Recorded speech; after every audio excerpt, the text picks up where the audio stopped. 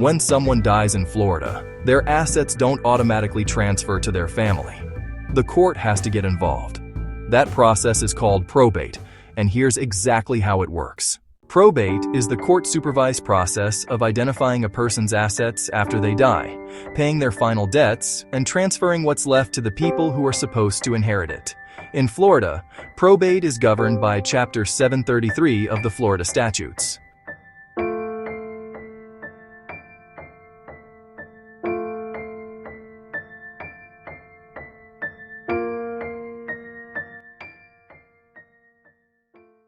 Probate happens whether or not the person had a will. If there was a will, the court generally follows it. If there was no will, the court applies Florida's intestate succession rules to decide who inherits. Only certain assets go through probate. These are called probate assets. They are things owned only in the deceased person's name, with no co-owner and no named beneficiary. A solo bank account, a car titled only to that person, or a house owned only in that person's name are common examples. Assets with a named beneficiary, such as life insurance, retirement accounts, or a payable-on-death bank account, usually skip probate entirely. So do assets held in a living trust or owned jointly with rights of survivorship.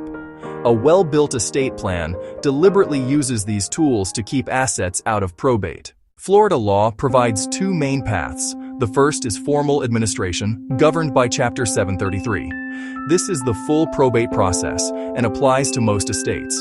The court appoints a personal representative, who is the person legally responsible for administering the estate. The personal representative gathers assets, notifies creditors under Florida Statute 733.2121, pays valid claims, and then distributes what remains.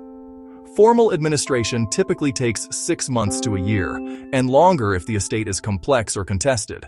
The second is summary administration, governed by Florida Statute 735.201. This is a streamlined process for smaller estates. There is no court-appointed personal representative. The court issues a single order directing distribution of the assets, and the process can often be completed in a matter of weeks. Key Florida-specific detail. The threshold to qualify for summary administration is changing in 2026. Under current law, an estate qualifies if the probate assets, not counting the homestead, are worth $75,000 or less, or if the person has been deceased for more than 2 years.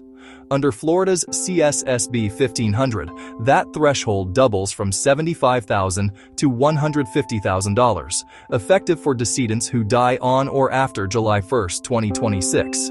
The 2-year alternative remains.